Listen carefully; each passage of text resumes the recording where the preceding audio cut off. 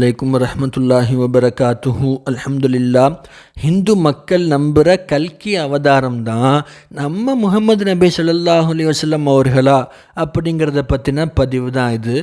அதாவதுங்க, சமீபத்தில் கல்கிங்கிற பெயரோட திரைப்படம் ஒன்று ரிலீஸ் ஆகியிருக்கு, வெளியாகிருக்கு.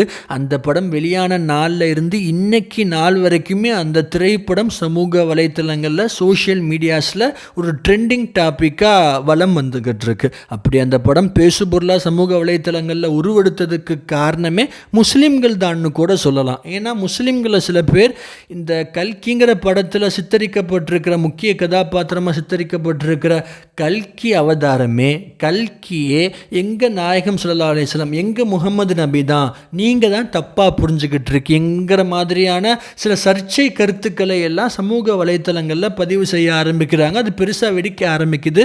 இதில் நம்ம முகமது நபி ஸல்லல்லாஹு அலைஹி வஸல்லம் அவர்களுக்கும் கல்கிங்கிற அவதாரத்துக்கும் என்ன சம்பந்தம், என்ன தொடர்புங்கிறத தெரிஞ்சுக்கிறதுக்கு முன்னாடி கல்கினா யார், கல்கிங்கிற அவதாரம் ஹிந்து மக்களுடைய பார்வையில், அவங்க நம்பிக்கையில் யாருங்கிறத நாம் முதல்ல தெரிஞ்சுக்கணுங்க.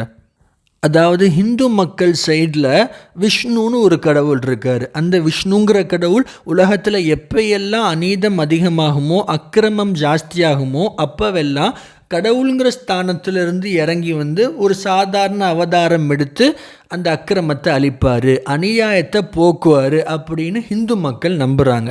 அவதாரம்னா ஒன்றும் இல்லைங்க, ரொம்ப ஈஸி தான்.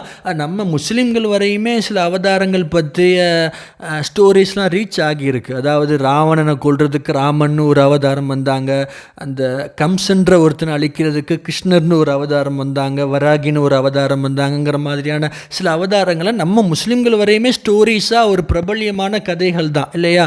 அந்த வரிசையில் விஷ்ணு எடுக்கிற கடைசி அவதாரம் தான் இந்த கல்கிங்கிற அவதாரம் அப்படின்னு ஹிந்து மக்கள் நம்புகிறாங்க. சரி, இந்த கல்கிங்கிற அவதாரத்தை நம்ம முஸ்லீம்கள் எப்படி முகமது நபி ஸல்லல்லாஹு அலைஹி வஸல்லம் அவர்கள் கூட சம்பந்தப்படுத்துகிறாங்க அப்படின்னா, ஹிந்து மக்கள் கிட்ட அவங்களுடைய மத நூலான பகவத் புராணம் அப்படின்னு ஒன்று இருக்குங்க. அந்த பகவத் புராணத்தில் ஆதாரபூர்வமாக கல்கியுடைய அவதாரத்தை பற்றி சில குறிப்புகள் இருக்குது. அதாவது காண்டம் 12 ஸ்லோகம் 18 to 20 நல்லா விரிவாக இருக்கும். கல்கிங்கிற அவதாரம் சுமதிங்கிற பெண்ணுக்கு ஷம்பாலாங்கிற ஒரு கிராமத்தில் அந்த கிராம தலைவரான விஷ்ணு யாஷுங்கிற ஒருத்தருடைய வீட்டில் பிறப்பார்.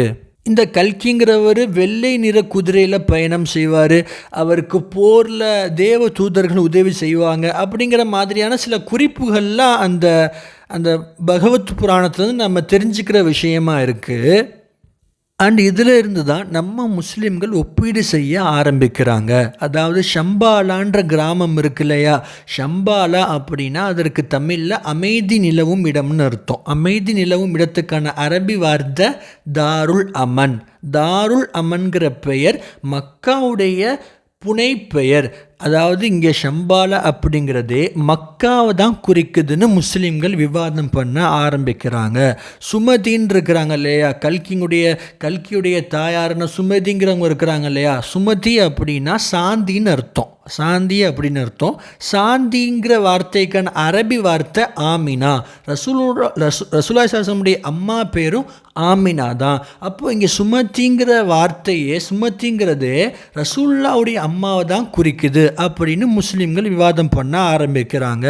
இந்த ஷம்பாலா கிராமத்தோட தலைவர் வீட்டிலானே பிறந்தார். அதே மாதிரி நம்ம ரசூலுல்லாஹி ஸல்லல்லாஹு அலைஹி வஸல்லம் அவர்களும் அன்னைக்கு மக்காவுடைய தலைவராக இருந்த அப்துல் முத்தலிபுடைய வீட்டில் தான் பிறந்தாங்க அப்படின்னு ஒரு விவாதம் பண்ணுறாங்க.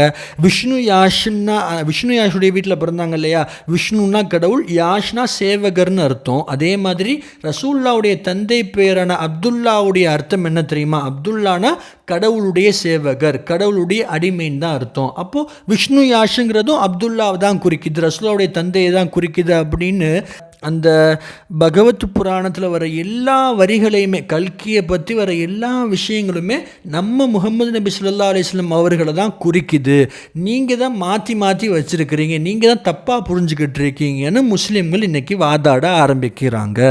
சரி, பர்சனலாக இதில் என்னோடய பாயிண்ட் ஆஃப் வியூ, என்னோடய பார்வை இந்த விவாதங்களில் என்ன அப்படின்னா, கல்கிங்கிற அவதாரம் தான் ரசூலுல்லாஹி ஸல்லல்லாஹு அலைஹி வஸல்லம் அவர்களா அப்படின்ற ஒரு விஷயம் எனக்கு உறுதியாக தெரியாது. மறைவான விஷயங்களை அல்லாஹ் மட்டுமே அறிந்தவன், அல்லாஹு ஆலம். அதாவது ஜஸ்ட் சோஷியல் மீடியாக்களில் இன்றைக்கி நம்ம முகமது நபி ஸல்லல்லாஹு அலைஹி வஸல்லமுடைய பெயரால் ஒரு விவாதம் நடக்குது. அந்த விவாதத்தை முஸ்லீம்கள்கிட்ட கொண்டு போகணுங்கிற ஒரே நோக்கம் மட்டும்தான் இந்த பதிவுக்கான நோக்கம். அல்ஹம்துலில்லாஹ். அஸ்ஸலாமு அலைக்கும் வரஹ்மத்துல்லாஹி வபரகாத்துஹு.